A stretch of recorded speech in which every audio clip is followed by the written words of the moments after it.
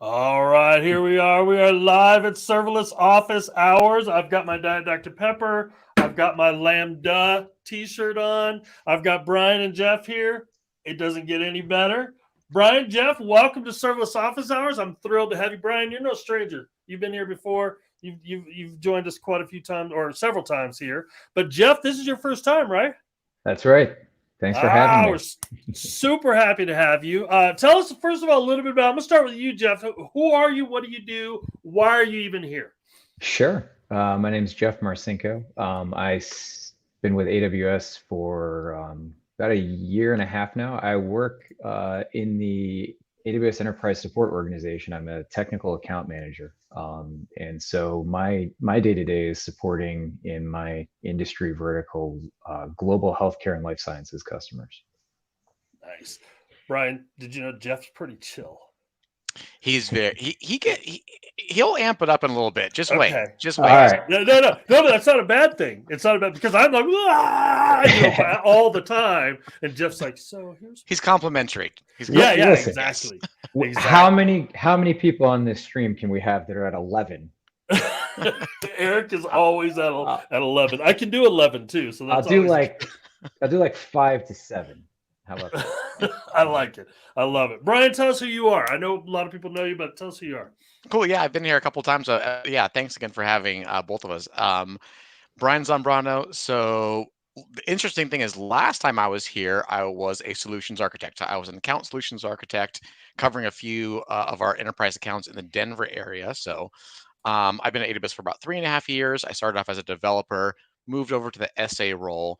And since then, I've moved over to the specialty organization. So right now, this is about 2 or 3 months ago, I moved over to our specialist org, and I get to focus on event-driven architecture, step functions, and Event Bridge, which is really awesome. So I get to do this day in and day out now. Event-driven architecture. I can talk about event-driven architecture all day. I love it. It's a thing. Yeah. Which I'm telling you, I go upstairs and I get really excited. Yeah, you like that background. Zach says he likes my background. That's right. It is fire. I'm just saying. Yeah, there you go. So Zach, glad you're here. If anyone else, give us a hello. Tell us where you're coming in from. It's funny, we were talking about, I did a reInvent presentation with Justin Pirtle. Do you know Justin Pirtle? If there was I'm speaking with Justin at reInvent this year. Okay, if there was ever anybody chill, it's Justin Pirtle. and so he was like, "Hey, I'm Eric Johnson." Blah, blah, blah, blah, blah, blah. And Justin was like, "And I'm Justin Pirtle." It's just awesome. We had so much fun with that. So anyway, who doesn't love EDA? That is correct. That is true. Today we are talking about SAM, which yes, my background here. Let me get it right here. Woo, SAM is one of my favorite topics to talk about. I am the SAM nerd. I have not one but 2 SAM costumes in my house. So that's messed up right there. My wife is not happy about that, but there it is. But we're talking about we're going to talk about SAM in general. We're going to talk about SAM Accelerate, but we're going to talk about a new feature. And Jeff, why don't you tell us about it and why you're excited about it? Sure, I am excited about it. So SAM Accelerate, which is a great new feature of the CLI, helps us during active development get feedback on changes much faster than we used to be able to. But the feature we're going to talk about today is something that Brian and I worked on a blog that we published, I think, a month or 2 ago now, about nested stack support. So we're going to talk about how nested stacks are relevant to serverless development and how they can help you, and then most of all, how SAM Accelerate really helps us with some of the drawbacks we had previously before we had Accelerate. All right. Well, with that, so nested stacks. Talk to me. What are those? Sure.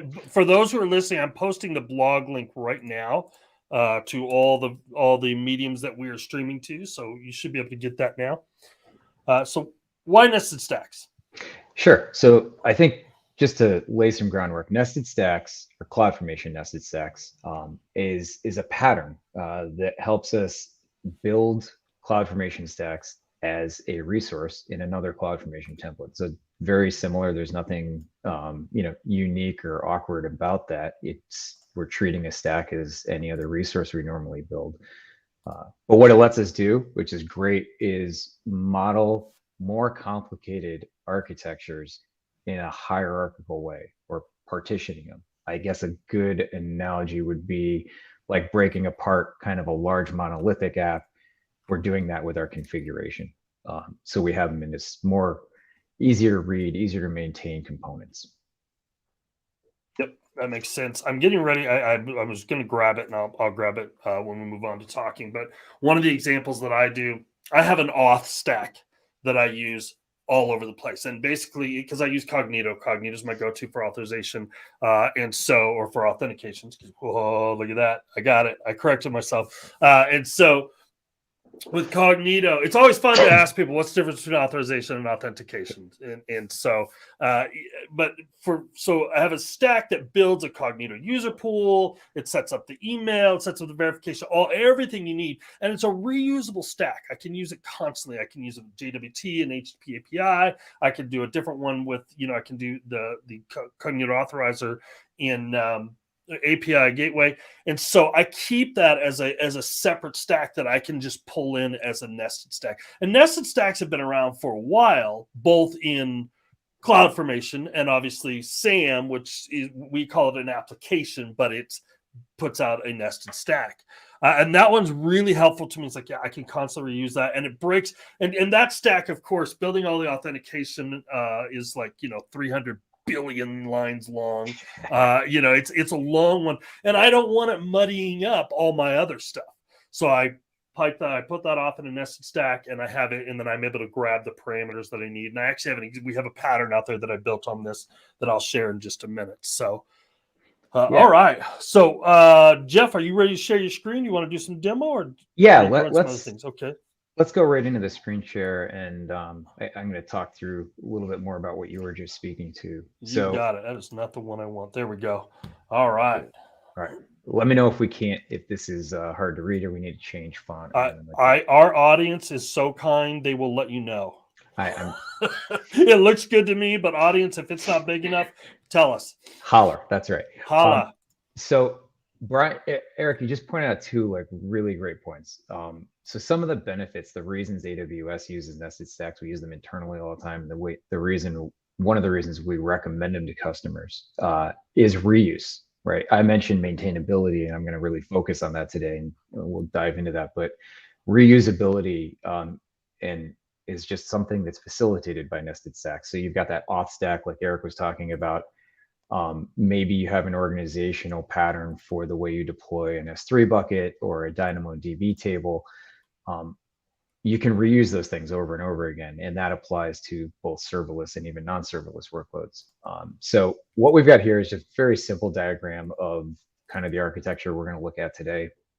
And again, just showing you this hierarchy we've got. I think there's two approaches that we even reference in the CloudFormation best practices documentation that's out there about how to compose these things, but it's really up to the author. What I've got here is a root stack. So the important thing to remember when we're talking nested stacks is you've got this root or parent stack concept, and that's our single point where we're going to manage all of our child stacks as resources. And then over on the right side of the drawing, we have, a DB stack, an event stack. So that's all my event bus is in there for our demo that we'll show in a minute. My routing rules are in there. I have a workflow stack that's got some business logic in it and a step function to orchestrate my business process. Those things are all co-located together, an API, and then this other integration stack I'll talk about. So these two approaches are kind of up to the author. Is you can layer these things kind of by dependency, or you can do what I did here and co-locate them kind of by component and lifecycle. And what I mean by that is like the DB stack, something is probably not going to change very often. You put that off in its own thing. And then lifecycle, my workflow stack, that's where my business logic is. That might change frequently. Those things are located in one stack. So Eric was talking about reusability. I'm going to show you in a second the template code.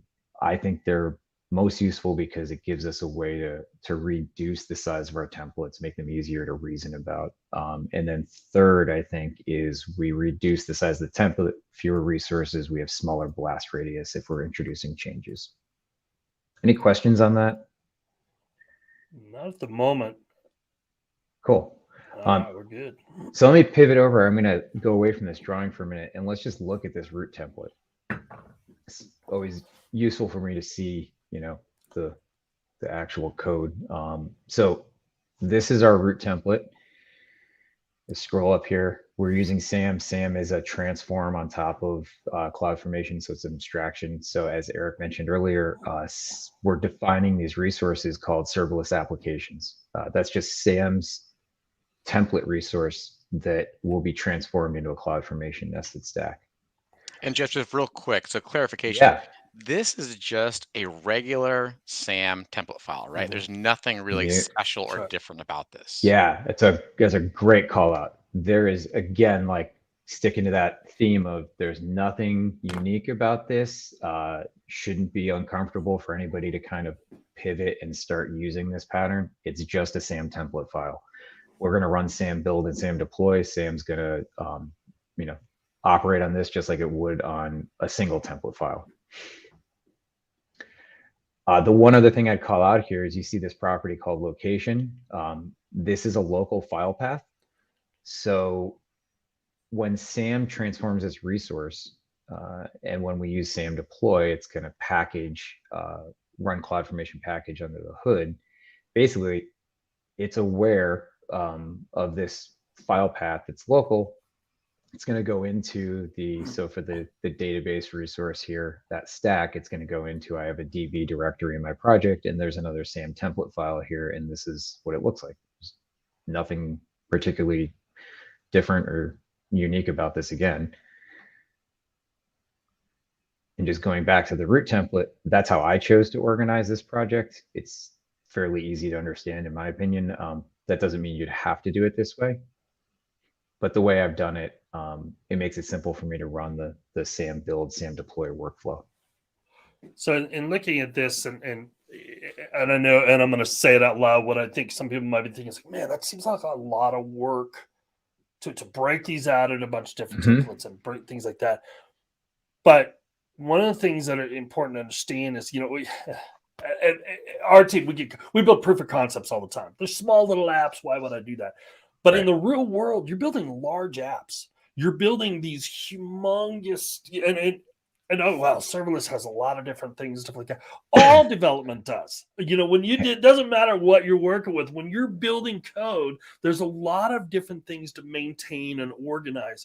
And so this allows you, by planning this up front and looking at this kind of organization, this allows you to really go, okay, when I'm dealing with my DB, I'm going to jump to my DB stack. Because there may be a lot more going on with that than just, oh, here's one DB table. I could have put that in there. There's a lot going, there's a lot of things that can be pushed into that or into an auth stack like we were talking about, or to events or API integrations. And so planning ahead as you start to break this out is really critical. And this isn't a serverless specific thing. It's anytime you develop, when you plan ahead like this, it'll save you a lot of headaches later. Yeah, it's a great point. We've got some documentation out there. There's been some really good blogs written about that kind of thing, and it aligns with our well-architected framework as well. But you're exactly right. We often deal with these, when we're trying to show a new feature or something, a SAM template with maybe a function resource and an API or something like that. In the real world, you're going to be building things that are less trivial than that, and this pattern then becomes really helpful. So let me just show the sample application, because that kind of leads us nicely into this. That might be a little difficult to see. I don't know if I'm sorry guys, I can't make that any bigger. In our blog, go ahead. I just posted the well-architected blog we talked about earlier as well. One of my colleagues, Julian Wood, wrote a blog on well-architected and applying to serverless, and I think it's, as you brought it up, I think it's a good one to post as well. So I just posted that across. Yeah, thank you. So as we were just saying, the whole point of this kind of demo and the blog that Brian and I published, we use an almost identical application. I'll talk about the differences in a minute, but the attempt here is to show something that's non-trivial, that's complexity demands, or at least benefits from a nested stack. So I'll walk through the flow of this thing real quick, just so everyone understands what we're doing, because we'll show kind of live demo in a minute of this thing running. And then I'll talk about some of these annotations you see in the drawing. The sample application, very simple. It's processing requests. You can kind of think of it as a backend for a restaurant order system. So we're sending in order requests for food for your favorite restaurant, and this maybe is the backend that processes those orders and then ultimately emits a order notification. So we have an API gateway, and when we send a post request to the endpoint we've built here, there's a resource in that API that's directly integrated with AWS Step Functions. So we send in a payload. That resource in turn calls the start execution. It's a synchronous execution. I guess that is important for what we're going to show, but starts the execution of this step function in the middle of the screen here. And that step function does some business process. So we're orchestrating our business processes, and then what we've got are a handful of Lambda functions that implement the actual steps. So we basically are initializing an order, which is we're writing something to Dynamo.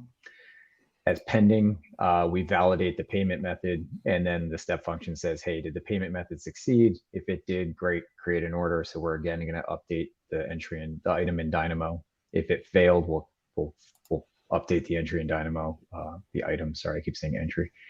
The item in Dynamo with a failed status, and then ultimately at the end of the step function, we're going to emit an order onto an event bus. And the purpose of that is so that we could build consumers of this that could do something meaningful. So that's the flow of the app. All right, so I'm going to pause go ahead if you don't mind, because we do have a couple of questions coming in. And one specific to this, and then I know, Zach, you asked another question. I'll jump back to that. But why not write step functions logic in a Lambda? Why did you choose to use a step function here? I think that's a really good question. Why not just write it into the Lambdas? So you could do that. You could write Lambdas and kind of tie them together. I think that the orchestration is a little easier, in my opinion, to implement. The step function also takes away a lot of stuff we'd have to bake into the Lambda, like retry logic on failures. If one of these Lambdas that was doing the payment validation, if that Lambda failed, the previous step would then have to know about that failure pattern and how to retry it. I think that's kind of one of the use cases. I don't know, Brian or Eric, do you have any other thoughts there? No, I think you go. Well, Brian, go ahead if you've got. Yeah, something. We're probably going to say the same thing, but yeah, I mean, I think in general, step functions is really an amazing service because it does allow you to defer so much of those things like Jeff mentioned, like retry logic, some basic branching and conditional statements. You can push that into your have step functions do that for you, which makes your Lambda functions just that much simpler. I mean, how many of us have written in our careers like an exponential backoff algorithm? I have multiple times, and so now you don't have to do that because step functions will do that for you automatically, and you can keep your Lambda functions really small, really tight, or even get rid of them sometimes because we have got so many integrations with other services, with direct API integrations. I think we're up to, I think it's over 8,000 now integrations that you can, or API calls that you can use from within step functions itself. So a lot of times, like I said, you can just get rid of the Lambda function completely. Yeah, my mantra is if all else fails, then code. Because the biggest liability you will ever have in your application is Eric Johnson's code. I mean, that's just the truth of it. And maybe yours too. Brian and Jeff probably more competent in coding. I know I'm a developer advocate, but that's because the business cards don't fit really bad developer advocate. So, I really encourage you to look at that. If you find yourself doing if-then logic in your Lambda function, making choices, at writing, error handling, retry handling, that's all been done. So, and I'm just repeating what Jeff and Brian have said. I wouldn't reinvent that. A couple other questions we have is why not? Hang on a second here. Can you use also Lambda URLs now instead of API gateway? Sure. I think it's important for me to call out. I don't claim to be the developer expert on the stream here. I think I could cede that to Brian. I chose this because it is a very good example for the nested stack pattern we're going to use. I'm sure that you could use Lambda URLs here. I'm doing a couple of things in the API gateway that aren't really meaningful to the nested stack discussion we're having, but they make it simple for me to wire back a nice response we're going to see on the screen. So I'm doing some integration request and response logic with mappings. So that's one reason. But again, basically, this is something that's out there. This is a pattern that folks are using. So it does represent, I think, it's a fair representation of a real world pattern. Yep. I had another question come in, and I cannot find it, but I know Zach asked this. He said, "Can you use here it is. Can you use the new connectors? Can we have IAM policies defined in the root stack with resources in the nested stack?" And I can jump on that. Please do. Yeah. Yeah, I Zach's do not on top of things. That is really. I do not believe that they are stack aware at the moment, Zach, because these do not combine the stacks like some of the transforms we do. These are actual nested separate stacks. And so, but I will find out for sure and get that answer. That was a great question. But no, I'm 99.325% sure that they do not work across stacks at the moment. The other question kind of in relation to that was Stephen Box asked this. Maybe I missed it. Sorry if I did.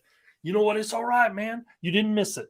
But can you send depends on between stacks, or will that be auto-magically figured out?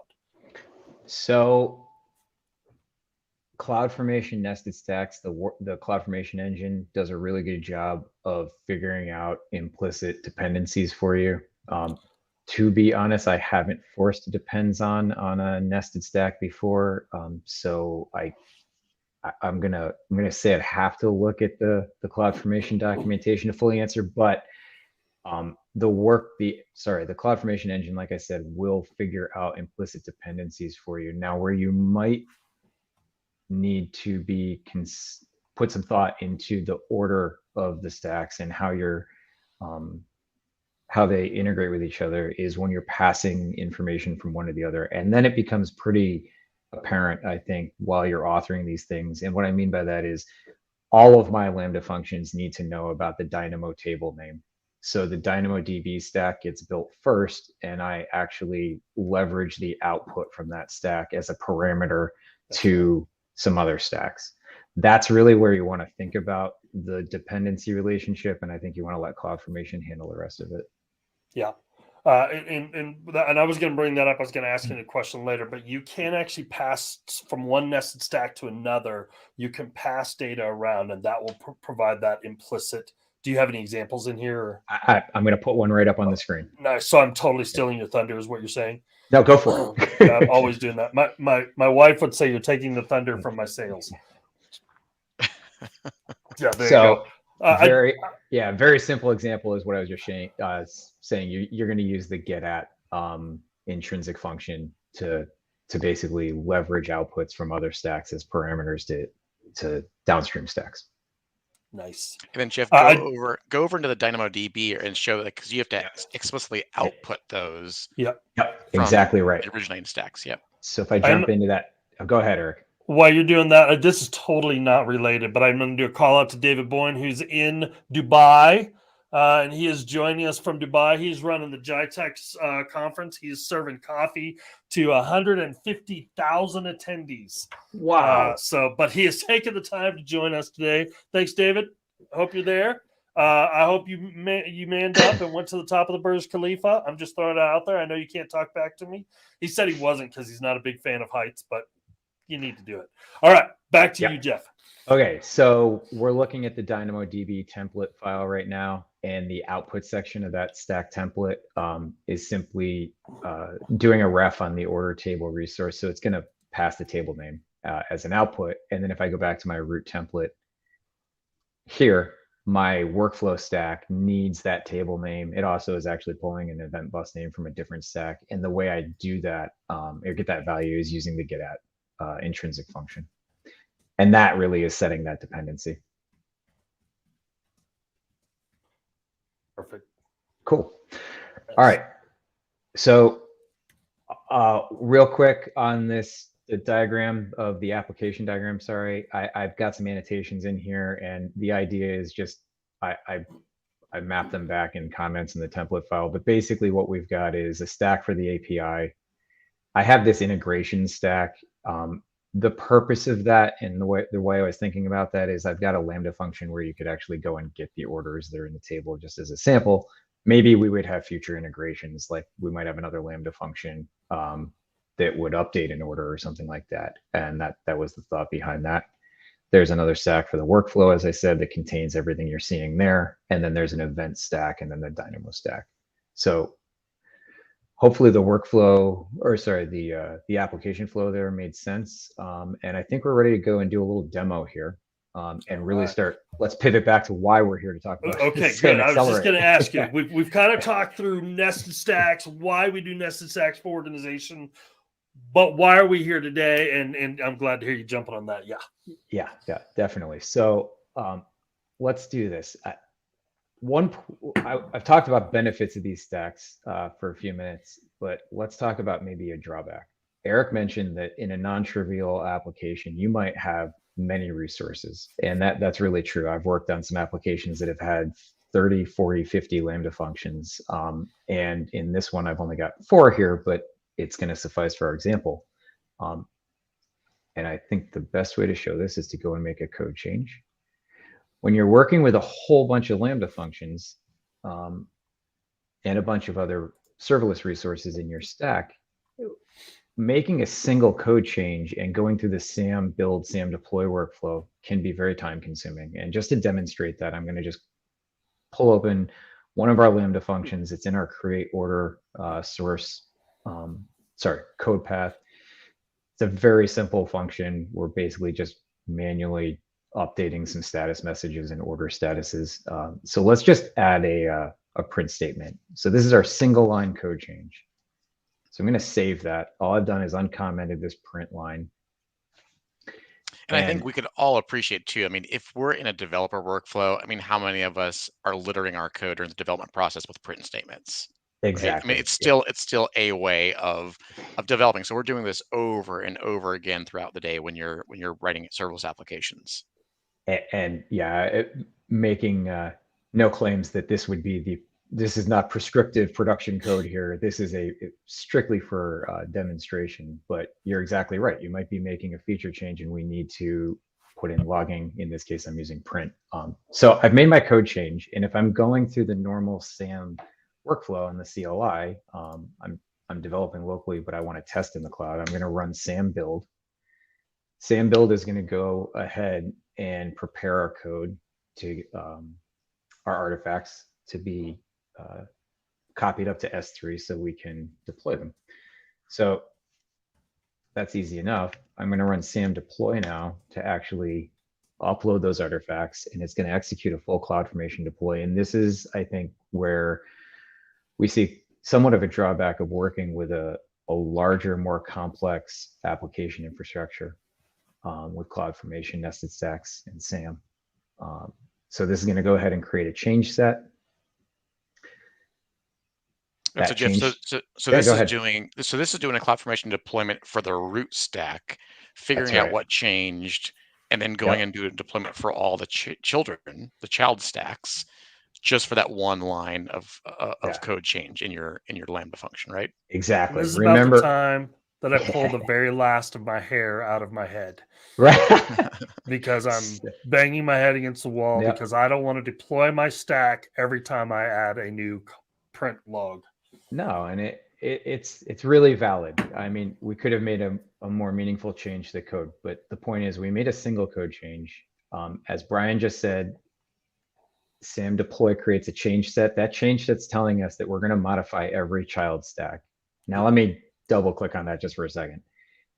What CloudFormation really does for a nested stack is it goes to check to see if the resources in the nested stacks that are out there are consistent still with your templates.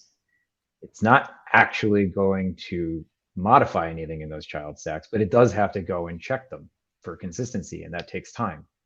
So you're seeing right now that basically play out. Like the DynamoDB stack shows update complete. Nothing changed with the Dynamo stack. So while that's finishing, I'm going to answer a couple of questions in stream because this would be a development cycle if you didn't have the magic of what we're getting ready to show you in just a minute.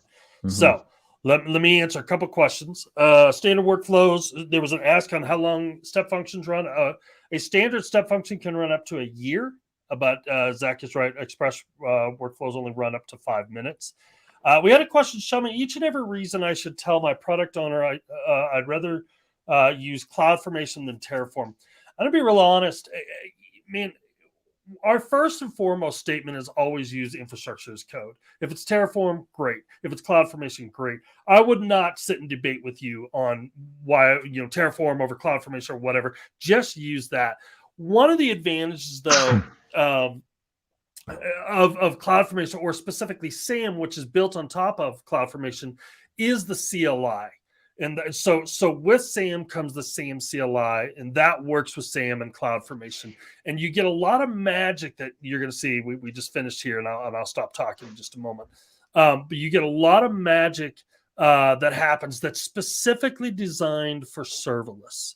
So what you do in one, I would go to, if I were building a lot of serverless applications, and CDK, yes, absolutely CDK. Someone's getting all right, Robert, relax there. CDK as well.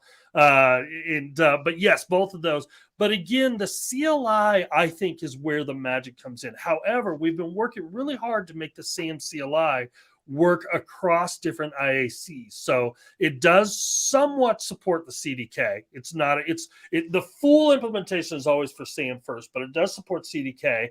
And the other thing I would tell you, and this is on the open roadmap, so I can say this, is we're working on having the CLI work with Terraform as well.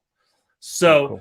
the basic answer I would tell you for what you do in one is use an IAC and then try to get SAM to work with it as well. So hopefully that helps. And turn it back over to you, Jeff. Now show us the magic. All right. So let's just recap the pain first. We started at 13:29:02 my time. That update finished at 13:31. I think we can all agree that waiting 2 minutes for that feedback is suboptimal. So the SAM team really solved for this problem, and if you haven't used SAM Accelerate yet, it's really a game changer. But it's really it helps us with this. And as Eric was saying, no one wants to wait for that. He was saying he's going to pull his last hair out. I've seen some awkward things done in the past to try to get around that latency, and SAM Accelerate removes that for us. So let's talk about that real quick. So SAM Accelerate, I'm just going to minimize that to clean up the screen, gives us this command called SAM Sync. And I'm just going to tee this up, but before I run it, let's talk real quick about SAM Sync. So SAM Sync watch.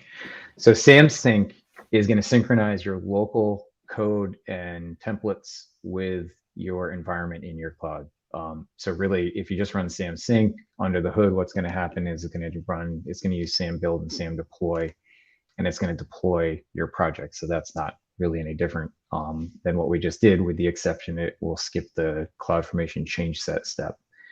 But SAM Sync has all these great options. And the one I'm going to start with, and we can talk about some of the others, is SAM Sync Watch.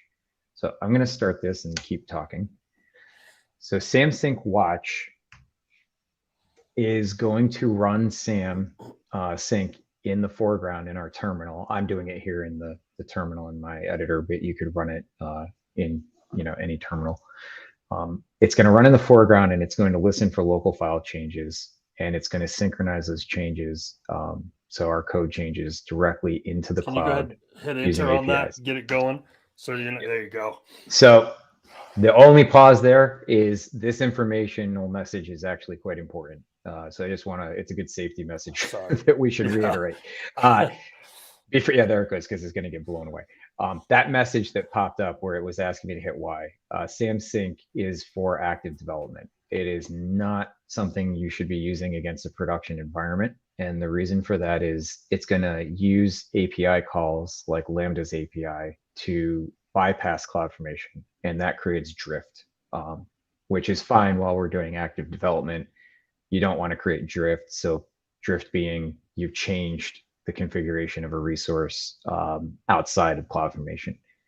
That's bad because if you rerun the CloudFormation stack, you could either lose that change or cause a failure. So the first time you run SAM Sync, it has to run a CloudFormation deploy. So it'll only do this on the first run and then run in the foreground and wait for you to make changes. And the reason for that, again, is it has to synchronize your current template state and your functions with your cloud environment. So I think probably Brian, a good workflow would be, or you can imagine like you come in at the beginning of the day, you open up your terminal, you start running sync, and now you're in kind of this active development mode where it starts watching your code. And then as Jeff's going to show, it's going to start synchronizing that automatically. But this part right here where we're doing this initial deployment, this is a one-time thing, right? Or it's a one-time thing for a given session. So it's one-time thing for a given session. I think you have to be cognizant of things like timeouts and however you're wiring up your credentials in your session. But yes, absolutely. I think it's one time for a session. That's important to call out. I'm just going to grab this. Okay. Brian, come on. Help me out. Say it. Abracadabra. There it is. There it is. The magic's happening. And he'd like a little magic wand. There you go. There you go. Okay. I just want to, real quick, I'm going to send a request into our sample app just to show that it's responding. And then we're going to make some changes. And Brian, I will use our JQ we talked about. So I sent in our payload. Here is a JSON line, is just a JSON object with quantity 1, name of my food. I chose fajita, and a restaurant name that I like. And it responded back with some event information. It actually told us our order is failed because the payment validation failed. So let me pop back over and see if sync is done. It is almost complete. But yeah, that workflow is exactly what you'd want to do, because it's likely that somebody is going to come in and you're working on a problem or you're introducing a new feature. You're going to be making a lot of changes. All right, so the infrastructure sync is complete. So real quick, I'm going to answer this question. Infra after the initial sync, as Jeff was explaining, then yes, CloudFormation on subsequent calls, which you're going to see here, bypasses CloudFormation. And I'll let Jeff explain that and kind of show through examples. Yep, exactly right. So normally, we showed a minute ago, right? We made a code change, and to get that change into our environment, we had to run SAM build and SAM deploy and go through the CloudFormation deployment. What I'm going to show you now is I'm going to come into, I have two functions, create order and cancel order. If you remember in the orchestration, the little business process, those are the last two lambdas that are going to get invoked, and they're going to emit, well, basically they're going to prepare data that's going to be passed into an event, and that'll ultimately get emitted by the function. So what I'm going to do is just change our status message. So the create order originally was saying order ready for delivery. We're going to change that to AWS SAM Accelerate for the win. I'm going to hit save on this file, and you can see that SAM is now syncing that Lambda function into the cloud. So what it's doing is it's going to run build to package up, or sorry, to build our artifacts. If you had any dependencies, now is when those are going to get resolved, or built into your code. And then it's going to make a Lambda API call to directly update that Lambda function. So it is not using CloudFormation to make that change. And I'm going to go ahead and change our cancel message as well. So this is like the same exact function almost. So now we'll have SAM Accelerate says try again if you get a failure. And I'm going to save that file, and you can see now that's syncing the cancel order function, if you can see that in the terminal. And so here, I mean, I think it's important to call out, like, if it's not clear, so SAM right now is intelligent enough to know, hey, like Jeff has just made these changes to his Python application code. That does not need a full CloudFormation deployment in order to update the function. So what it's doing is, it's like Jeff said, packaging the code up, zipping it up, uploading it to Lambda, and then that's it. So CloudFormation just remains stagnant. Like, it's not changing at all. It's just the Lambda functions that are being updated. And what's even more cool is that, again, SAM knows that these are nested stacks. This is the big change that was released not too long ago, is that this now works with these nested stacks. We've had SAM Accelerate for a while now, but the support for nested stacks is the new part. Yeah, and that's really, I forgot, was it Zach said abracadabra? That workflow what we're showing right now was a bit more awkward without the support for nested stacks. Right now, the fact that we can just run this in the terminal and it's aware to call SAM build on these resources that are in these other directories that are described in nested stacks. It's really helpful. So both of those changes synced in, I don't know, I'm sorry, I don't have a clock here. It was a few seconds. Let's just go and curl those. And we're going to just pull out the status message so we can see what changed. So SAM Accelerate says try again. So we have a failed order there. I can hit it again. That's just a random function. So, okay, so there's a successful order. So you can see that our two changes are out there in the cloud. So in a few seconds, we're able to make multiple code changes and get feedback on them right away that they're working against resources that are live out in our account. So I have a question here. And wants to make sure his understanding is correct. So in this case, Sync's creating a separate component to back up the infra code, then CloudFormation, and keep a watch on the code change. One of y'all want to grab that? Kind of clarify on this? So I think to be very clear, so SAM Sync is not making another copy of our stack. That's really important to know. It's first synchronizing our CloudFormation stack. So it's making sure that everything is out there the way we have it described. And then once it's running in the foreground and we start making code changes, it is directly injecting those code changes into the cloud. And the way it's doing that is by basically doing a build, creating a new artifact, and then making the Lambda API update function call. That's exactly right. Yeah. And I think maybe another way to think about it is you can think about, we have CloudFormation. That describes our infrastructure. One of our pieces of infrastructure happen to be some Lambda functions. So there's two ways to go and update that Lambda function. One way would be to build your code, do a full CloudFormation deployment, and that would work, right? Mm-hmm. The other way is to package your code up and make an API call to AWS and say, like, hey, Lambda, go and update this Lambda function. Here's the new code that I want you to use. And that's what SAM, behind the scenes, that's what SAM is doing for us. It's just doing that direct API call and skipping the CloudFormation deployment. Yeah, exactly right. And I think we could keep making changes here. And as soon as you're saving those, they'll start synchronizing. I think another important thing to call out is that SAM Sync is also aware of infrastructure changes. So we just were making code changes, but let's say we wanted to actually go and change something else in the stack, like our database. So I'm going to jump into the DynamoDB table. This is a little contrived, but let's say we want to change the read and write capacity, provision throughput of the DynamoDB table. If I make that change and save this template file, SAM, you can see it right there, it said queued infrastructure sync, because it's actually, right now it's waiting for the code sync to finish that I had just done. SAM is going to realize, like Brian was just saying, hey, something changed, but this time it wasn't code. This time it was configuration. It was actually a resource. And the only way to make that change consistent, to stay consistent with the template, is to use CloudFormation. So now we're actually going to go through the CloudFormation deployment process. Now, during active development, I don't know how often you'd be changing, resource configuration. I think where this really shines is if you have a whole bunch of Lambda functions, or even if you're working on one function and making rapid changes. Obviously, we're getting feedback in seconds. Yeah, this is for iteration. I mean, this is code iteration. It's really what it's designed for. Alpercode says, is SAM Sync watch preferred workflow? Seems pretty slow even when bypassing CloudFormation. It took about 10 seconds to update the status message, correct? I'm going to jump on that if that's okay. Yeah, it is a little slower. Yes, this is still a recommended way because it still beats deploying each time. So there's a couple things that we can get into the debate. Well, what if I do it locally? SAM local still works and gives you a great way to do some sanity checks against Lambda functions. You can even use step functions local, do sanity checks against local. But the reality is, to test serverless, you want to get to the cloud as quick as you possibly can. And so 10 seconds may seem like a long time. It's still better than we're still waiting for an infra change right here. It's still better than that. And we're constantly working on bringing that time down as well.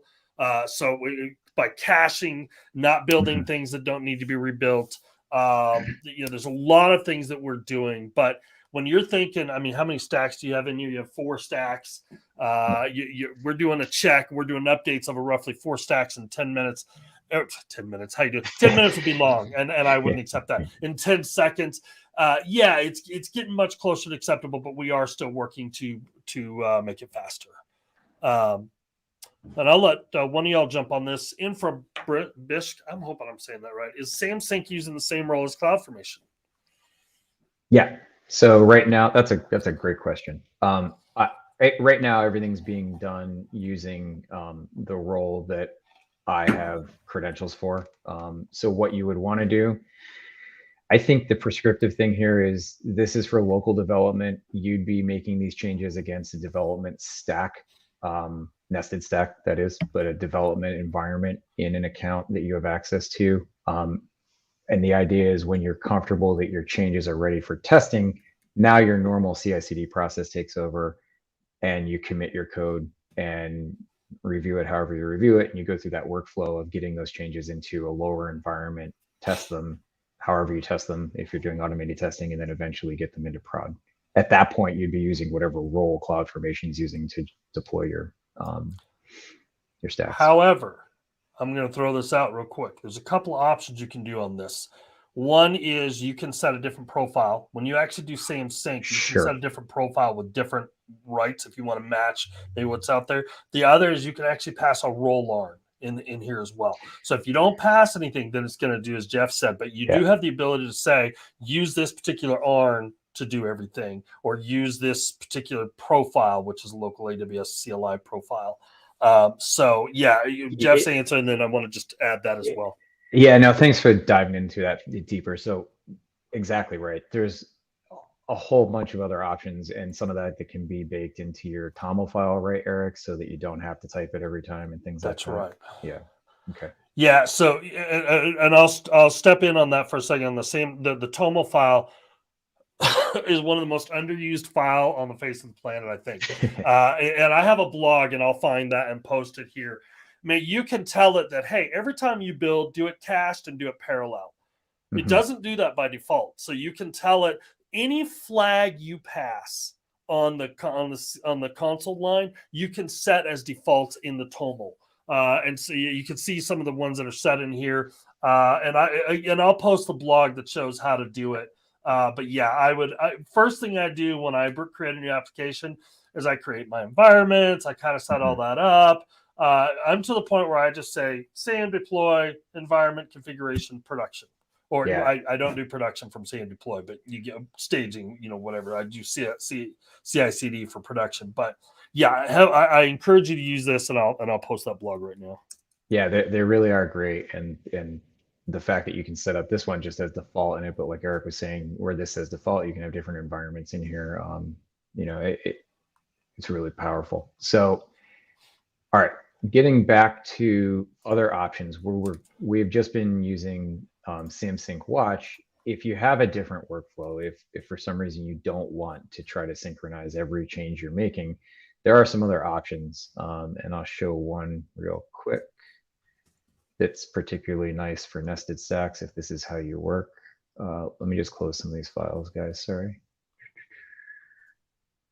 All right, and so I'm gonna cancel SAM Sync so the sync is stopped. There's an option to SAM Sync called code.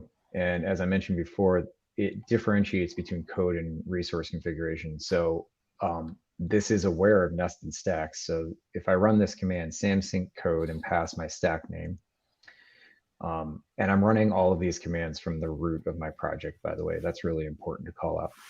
So if I run that, I can specify a nested resource ID, which is in my order workflow stack here. You can see the stack name, and when it's a nested stack, and you run this command with this option, you have to specify the stack name. I can say, just synchronize the code for create order.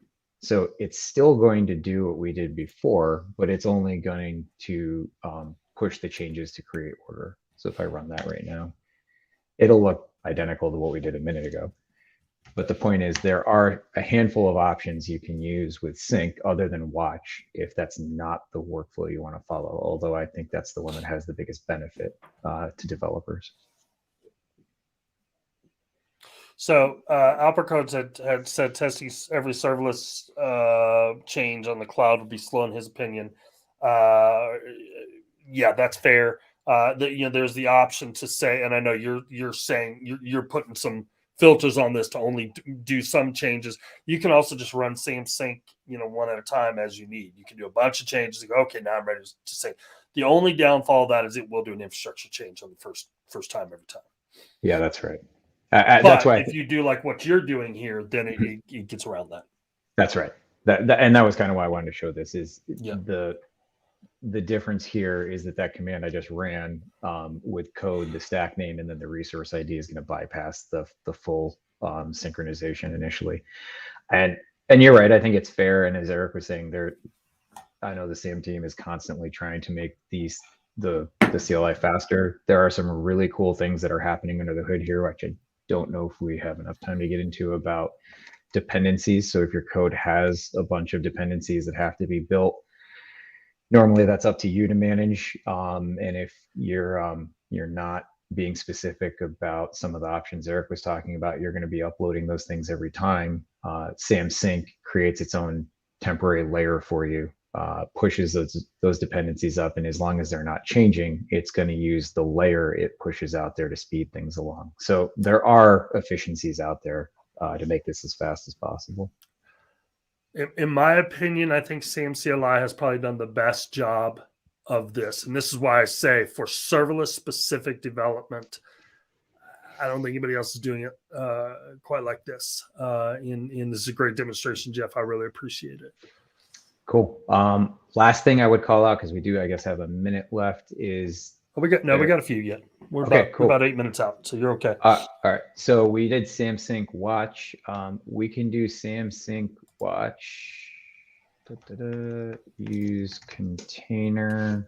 Am I typing that right, Eric? I always forget. Yep. Yeah, so right. If I don't have any dependencies in these lambdas, they're fairly straightforward, but let's go ahead and run this. SAM sync watch supports the use container option. That auto dependency layer thing I was just talking about doesn't work with this yet, but you can use the use container option with SAM sync watch if you have dependencies you need to build and ensure that they're built against a Lambda compliant environment, which is pretty cool. So you can see it here is pulling down a Docker image to go and build all my functions. I can go back to that when this stops scrolling. So then, Jeff, so if you were deploying your Lambda functions on the ARM architecture, this is, probably where most people would be using that. Yeah, I think that's fair. If you had this is Python code, but I'm trying to think of a Python library now that I went and showed this. That Pandas. Any Pandas. That's it. Yeah. Yes. Pandas is the one. Pandas the one that always drives me to containers. Yeah. So exactly. So if you had that, you could put pandas in our requirements text file, and with the use container flag, SAM sync watch will still help us out.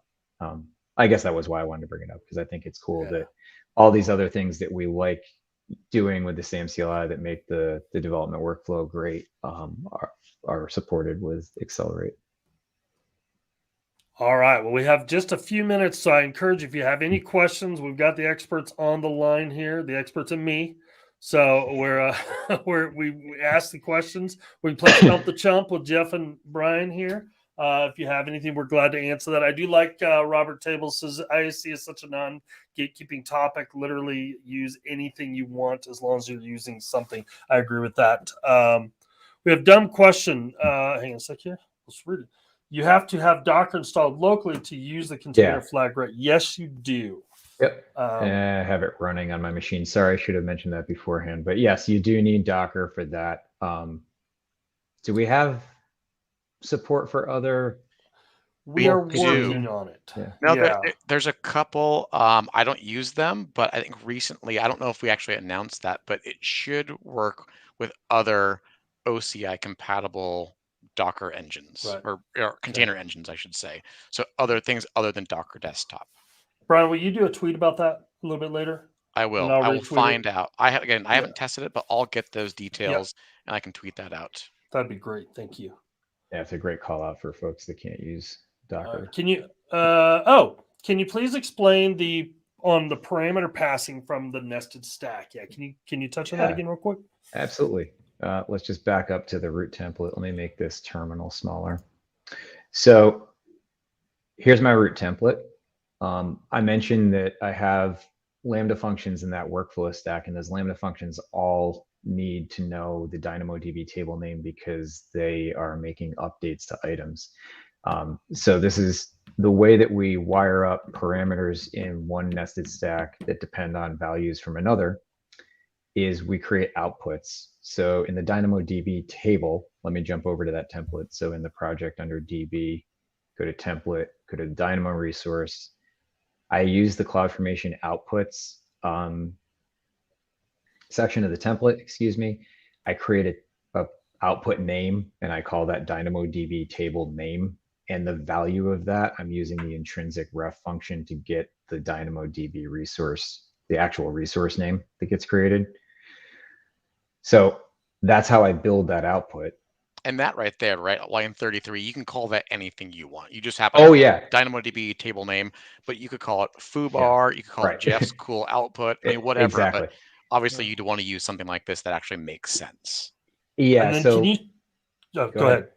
Well, I was going to say, can you show in the other template how you're consuming those being passed in? Exactly. So in the root template, if I go back to the root template now, I go down to my workflow stack. So remember, this is my stack resource. Inside, in the parameter section of that resource, I have two parameters, order table name, and I'm using the getAt function against the DynamoDB resource, which happens to be a stack, going to its output section of that stack, section, I'm thinking template still. Basically the getAt against the DynamoDB stack outputs, and I have to give it the output name, which is that name that the guys were just talking about. That's up to you. So that's always the pattern. It's getAt stack name dot outputs dot output name. Whatever the name is. And if I go to the workflow stack now to really kind of button this up, here's the workflow stack template. And in that template, in the parameter section, there's an order tables name parameter with a type string. That is going to get resolved by CloudFormation. So I can use that order table name and its value will be whatever that output was from the other stack. And here I'll show you just how I did that. So if you look at this Lambda function here, it's doing, I'm creating an environment variable in that Lambda function. It's reffing that parameter. And as I said, that I don't have a value hard coded that's coming from the root stack. All right, Jeff, I'm going to have you pop over. I interrupted. I know we're almost out of time. Can you go back to your terminal? Can you start a SAM logs? I sure can. Yeah. Oh, if I can get the terminal to come back up. So just go to another. So for those Zach had asked for this, but yes, this is very helpful. This will actually aggregate the logs across the resources in the stack. So it's not just Lambda logs, or Lambda function logs. It's not just, I said Lambda log. Sorry, Chris Buns. It's not just API logs, it's step functions, so it's the different logs or the certain resources that output logs are collected, and then it's updated every few 5 seconds or so. So let's go ahead and do this. So if I go back to where logs is running, here comes all of the logs. There they are. And if we come, and I will open this in a separate window when I'm developing, when they let me develop, and so and this is very helpful. I hate to do this. We have to end because we want to be respectful of the next stream coming up. Jeff, Brian, man, I really appreciate both of you. This is a great stream, great information. If you have more questions for us, all our Twitter handles are right here. Take a screen grab real quick. I'll leave it up for a second. Reach out to us on Twitter. I don't claim to know all the answers, but I know the people who do. So that comes in really handy. And sometimes it's Jeff, sometimes it's Brian. Sometimes I call Andy. That's how it happens. So, all right. With that, we're going to say goodbye. Thanks again, Jeff and Brian. And everybody have a safe day and a good day. Stay serverless. See you later. Thanks all.